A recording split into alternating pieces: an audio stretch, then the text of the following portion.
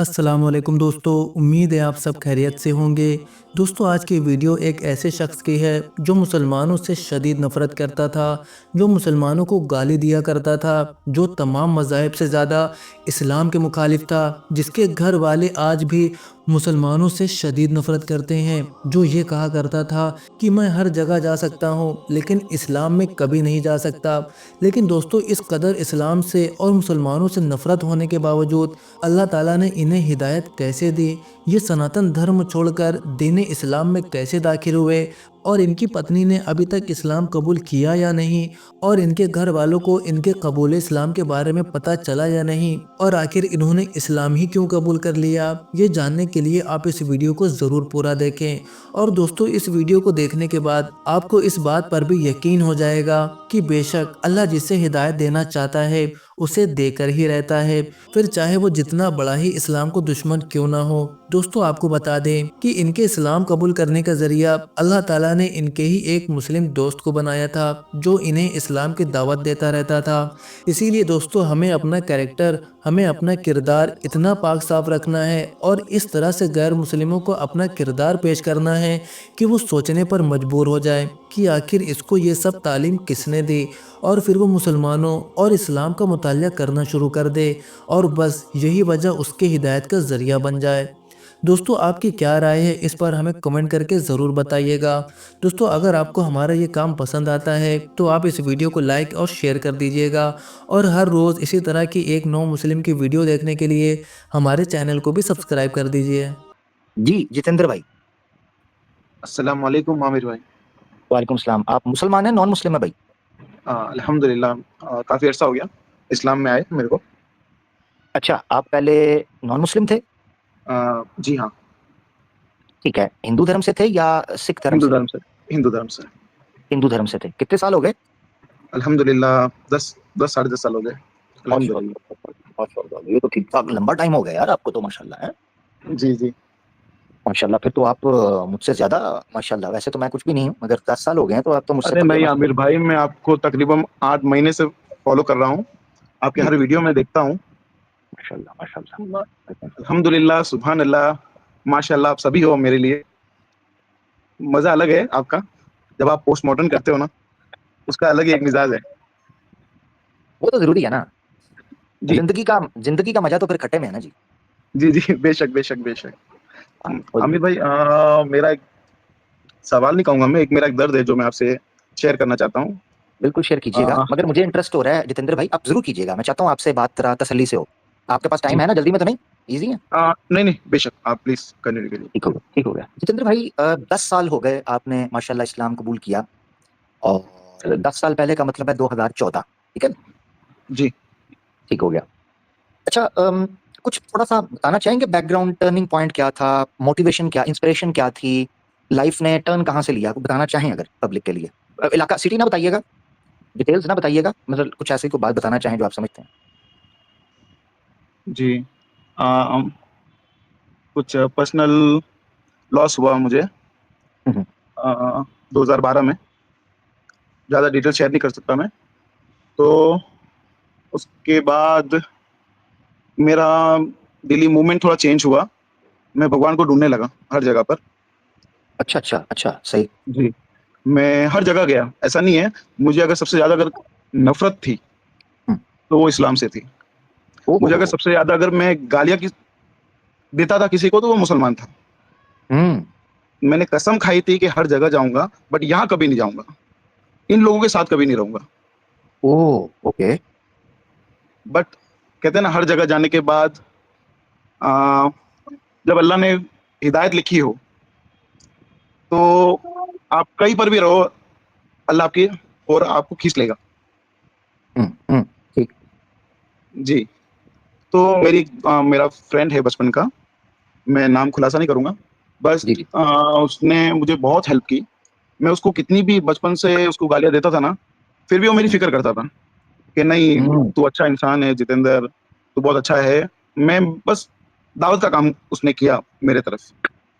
हम्म, हम्म, फिर भी मैं इनकार करता रहा, फिर भी मैं इनकार करता रहा। मैंने, नहीं नहीं, ऐसा नहीं है, जो है वो यही है, तू तेरे घर में पैदा, तू वहां रहे, मैं इधर रहता हूँ, कोई तकलीफ नहीं है। फिर अचानक मुझे क्या हुआ मुझे नहीं पता। उसकी बातें मेरे ज़हन में उतरने लगी। उसको बताए बिना 4-5 महीना तकरीबन हो गया। मैंने अचानक एक दिन सपने में ना म चलो वो समय डिस्क्लोज़ नहीं करना चाहता। हुँ, फिर मैं एक दूसरे फ्रेंड के साथ जुम्मा पढ़ने के लिए फर्स्ट टाइम मस्जिद में गया, क्योंकि अच्छा, सपने में मैंने ये सारी चीज़ें देखी थी। सॉरी अच्छा आप चले गए अपना मस्जिद चले गए? जी हाँ, मैं मस्जिद गया फर्स्ट टाइम। वाह! वाह यार वाह! मैंने सपने में मतलब देखा था कि वज़ू कैसे करते हैं। मैंने सपने में अपने आप को वज़ू किया। ओहो हो! अल्लाहु जी, अकबर, अल्लाहु अकबर! वाह! क्या बात है। तो जी, तो अ, ठीक है फिर मैं फ्रेंड को लेकर गया वहाँ जुम्मा पढ़ा। फिर 4-5 जुम्मा पढ़ने के बाद फिर मैंने कलमा पढ़ लिया। लेकिन कलमा मैंने ज़ाहिर नहीं किया किसी के सामने, मैंने हुँ, अपने आप में पढ़ा। क्योंकि हुँ, मेरी फैमिली थोड़ी रिस्ट्रिक्शन वाली है, अभी भी है, आज भी है, आज हुँ, भी किसी को नहीं पता है मेरे बारे में। हुँ। ठीक, ठीक। जी, जी हाँ, 10 साल हो गए लेकिन अल्हम्दुलिल्लाह मेरी बीवी को पता है, अच्छा, चुपके से। आप तब शादीशुदा थे, मैरिड थे जब दो आपने इस्लाम कबूल किया? उसके 1 साल बाद ही मेरी मैरिज हुई। ओह! ओके। तो आपने मैरिज के बाद डिस्क्लोज़ किया कि आपने इस्लाम कबूल कर लिया हुआ है, उनके लिए, अम, वाइफ के? जी हाँ, जी। ठीक है। क्योंकि जब मेरी मैरिज हुई उस वक़्त मैं खुद डाउट में था। मैरिज हुआ, मैं खुद कन्फर्म हुआ, मेरी वाइफ को मैंने सब कुछ शेयर किया उसके सामने। हुँ, अ, वो मुत्तमिन नहीं थी पूरी तरह से, एग्री नहीं थी, बट धीरे-धीरे मतलब वो पूरी तरह अभी भी ईमान में नहीं है, बट उसने शिर्क करना बंद कर दिया। हुँ, वो भी ठीक, सीख रही है। ठीक, शिर्क करने उसने बंद कर दिया अभी हाल-फिलहाल। और ठीक, अल्लाह हिदायत ठीक दे, हो बस यही दुआ कर सकते हैं। आमीन, इंशाल्लाह, इंशाल्लाह। आपने कुरान पढ़ना सीखा? हिंदी में तर्जुमा पढ़ता हूँ मैं, हर हर रमज़ान में। ठीक है ऐसे और भी जी। अरबिक वगैरह नहीं पढ़नी आती आपको अभी? नहीं, मतलब माफ़ नहीं करें अभी तो नमाज़ वगैरह में जो सलात पढ़ते नमाज़ हैं में हाँ, नमाज़ अल्हम्दुलिल्लाह पढ़ता हूँ। 6 सूरत याद है, बाकी पूरी नमाज़ याद है मुझे। मैंने वो स्टार्टिंग में सब कुछ पढ़ लिया था उसी टाइम पर। ठीक, ठीक, ठीक, ठीक, कोशिश ठीक, कर रहा ठीक, हूँ धीरे-धीरे अल्लाह हिदायत दे बस। सही हो गया। तो वो जो आपके फ्रेंड है वो अभी भी आपके साथ राब्ते में है?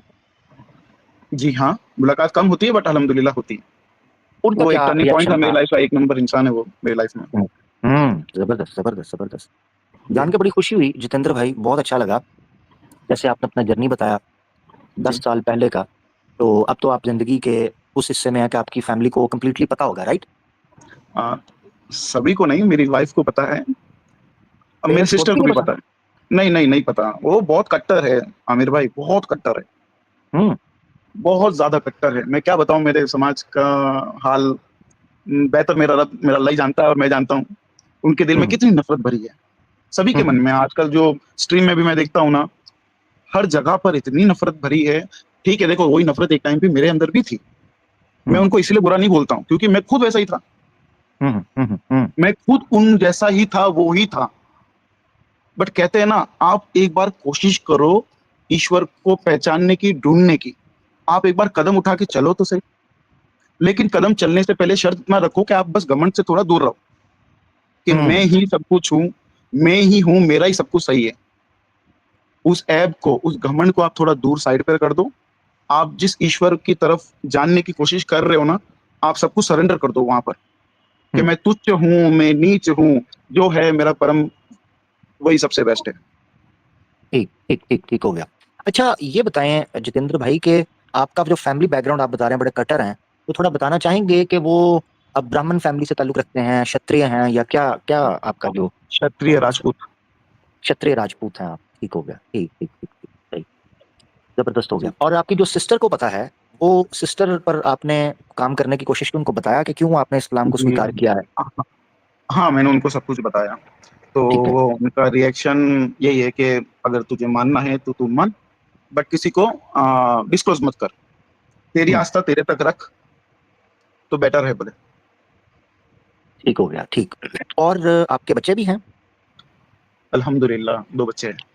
ठीक है, तो बच्चे जो हैं वो मुस्लिम हैं, आप उनको कुरान पढ़ा रहे हैं, उन पर दीन का अभी नहीं वो माहौल यहाँ पर नहीं है इस तरह, थोड़ा अलग माहौल में मैं रहता हूँ।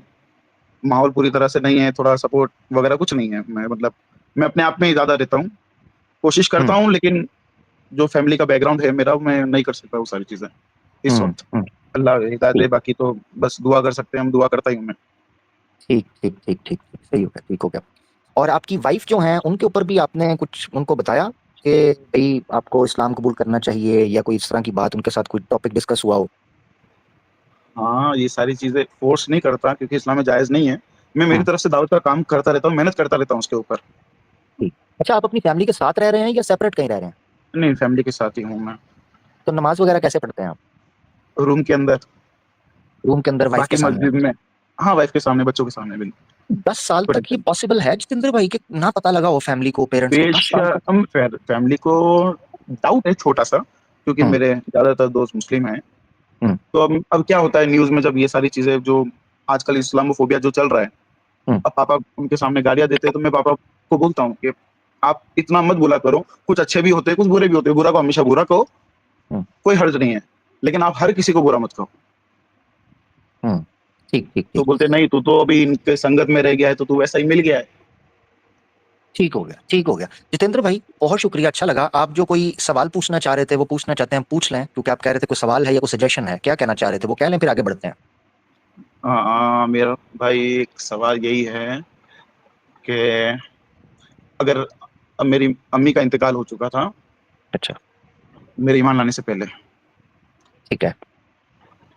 तो वही उनकी मग़फ़िरत के जब मैं ईमान लाया, तो जब ये सारी चीज़ें पता चली मुझे, ईमान के बारे हुँ, में, अल्लाह के बारे में, उसकी कुरान के बारे में, फ़रिश्तों के बारे में, क़यामत के बारे में, हुँ, तो ये पता चली कि जो इंसान मतलब बेकलमा दुनिया से गया हो, उसकी मग़फ़िरत अल्लाह नहीं करता, जो शिर्क के साथ हो, ठीक है? तो वही मैं सदका कि अल्लाह मेरी अम्मी को मग़फ़िरत करे। आलिम से मिला, मुफ्ती से मिला, तो हुँ, उन्होंने यही कहा कि आप उनके हक़ में दुआ तक नहीं कर सकते इस वक़्त। हुँ, ठीक, ठीक। तो वो एक तकलीफ़, वो दर्द मेरे दिल में है। हाँ, सही, सही, सही। ठीक है। अच्छा, मैं आपको एक चीज़ बता दूँ जितेंद्र भाई, हुँ, इसीलिए मैं आपसे ये पूछ रहा हूँ कि आपकी जो वाइफ़ हैं या आपकी जो सिस्टर हैं या जो आपकी फैमिली है, आपको चाहिए कि आप अब 10 साल हो चुके हैं, आपको हुँ, चाहिए कि आप बड़ी टेक्नीक के साथ डिस्क्लोज़ कर दें, कम से कम अपना करें, ठीक है? उसकी हुँ, हुँ, वजह ये है कि जब आप डिस्क्लोज़ करेंगे ना, तो डिस्कशन होगी घर के अंदर। उसके अलावा आप जी, दावत नहीं दे पाएँगे। और ये जो बाद में आपको गिल्ट है ना कि मेरी अम्मी चली गईं, मैं उनके लिए दुआ नहीं कर सकता, मैं उनके लिए मग़फ़िरत की दुआ नहीं कर सकता, ये दुःख जो है ना, ये दुःख बड़ा खतरनाक है। और मैं हुँ, आपको ये चीज़ बताता चलूँ कि ठीक है, अल्लाह ताला का ये हुक्म मौजूद है कुरान के अंदर कि आप जो ऐसे वालिदैन हैं जो इस हालत के अंदर चले गए हैं कि वो अगर शिर्क करते थे, तो आप उनके लिए दुआ नहीं कर सकते, अल्लाह ने मना कर दिया हुआ है, ठीक है ना? मना कर दिया है हुँ, कि आप उनके लिए दुआ नहीं कर सकते। मगर आप हुँ, आने वाली नस्लों को बचा सकते हैं। आने वाली नस्लों को और जो ज़िंदा लोग हैं, उनको तो बचा सकते हैं। तो ये जो गम आपको अपनी वालिदा के लिए हो रहा है, अपनी अम्मी के लिए हो रहा है, ये किसी और के लिए गम ना उठाना पड़े, इसलिए कम से कम कोशिश कर लें। हो सकता है आपकी वजह से कोई आपका फैमिली मेंबर बच जाए, दुनिया में भी और आखिरत में भी। अब ये ऐसे ही है, जैसे कई दफ़ा आप अपनी पेरेंट्स को हॉस्पिटल में लेके जाते हैं, डॉक्टर कोशिश करता है, मगर डॉक्टर क्या देता है हाथ खड़ा करके कि वी आर सॉरी सर, अब हमारे हाथ से गेम निकल चुकी हुई है। आप कुछ नहीं कर सकते, डॉक्टर कुछ नहीं कर सकता। इस हकीकत को भी तस्लीम करते हैं ना हम। जी, इसी तरह ये है कि अगर आपके पेरेंट्स, ज़ाहिर बात है, वो इस चीज़ से निकल चुके हैं, इस दायरे से, इस इम्तिहानगाह से, तो उसके बाद तो फिर कोई जगह नहीं बचती कि हम उनको ये मामला कर सकें उनके साथ, दुआ, हिदायत की, वो तो कर नहीं सकते। उसका तरीकाकार सिर्फ़ और सिर्फ़ ये है कि आने वाली नस्लों को बचा लें। क्योंकि जो हुँ, जिस तरह मौत को इंसान नहीं रोक सकता ना, इसी तरीके से इन चीज़ों को बंदा रिवर्स नहीं कर सकता। अब इंसान अपने करीबियों, कभी चाहता है कि मेरा बच्चा फ़ौत हो जाए, कभी इंसान चाहता है मेरे पेरेंट्स, मेरी माँ, मेरे वालिद फ़ौत हो जाएँ। कभी नहीं चाहता कोई भी। अभी नहीं। मेरा भाई, मेरी बहन फ़ौत हो जाएँ, कभी नहीं चाहता। मगर हाथ से निकल जाते हैं ना, कुछ नहीं कर जी, पाता। इसी तरह ये हकीकत है कि अगर वो इस हालत में चले गए हैं, उसके बाद आपसे ये हक छीन लिया गया है कि आप दुआ करो। शायद इसके पीछे यही हिकमत है कि जो न्यू मुस्लिम्स हैं, जो रिवर्ट्स हैं, वो ज़्यादा एक्टिव होकर ये चीज़ सोचें। ठीक है ना? तो ये चीज़ है। तो अगर अगर मुझे नहीं पता अब आपकी वालिदा जो हैं, वो वाक़ई शिर्क करती थीं, मूर्ति पूजा करती थीं, नहीं करती थीं, ठीक है? उन तक आपने इस्लाम की दावत पहुँचाई है, नहीं पहुँचाई, या उन तक किसी जगह से पहुँची या नहीं पहुँची है? अलबत्ता ये जो हुक्म है ना कि मुशरिक के लिए इस्तिग़फ़ार की मग़फ़िरत की दुआ नहीं होगी, ये हुक्म कुरान का है, ये तो क्लियर है। अब उस कैटेगरी में जिस-जिसका कोई रिश्तेदार कोई आता है जो रिवर्ट है, वो ये सोच ले कि उसके लिए ये मामला है, उसको ये चीज़ है, ये इस दुख के साथ जीना है, ये एक हकीकत है। जितेंद्र भाई, ठीक है, आगे बढ़ते हैं। मेरा मशवरा आपसे ये है कि जो बीत गया वो सपना, जो अब है वो अपना। अब जो आपके सामने रिश्तेदार मौजूद हैं उनकी हिफाजत के लिए कोशिश करें। आपके लिए ये एक चैलेंज है, एक गोल है, इसके ऊपर काम करें। जी, जज़ाकल्लाह। Thank you, sir. जज़ाकल्लाह, बहुत शुक्रिया जितेंद्र, थैंक यू। सर। ये दोस्तों, जितेंद्र भाई हमारे साथ थे। 10 साल पहले उन्होंने इस्लाम कबूल किया था। अपनी फैमिली के हवाले से वो गाइड कर रहे थे, बता रहे थे, अपनी स्टोरी समझा रहे थे। शादीशुदा जिंदगी खराब ना होने दें, अपनाइए अफ्रीका की जड़ी बूटियों से बनी ये बहुत ही कामयाब आयुर्वेदिक दवा।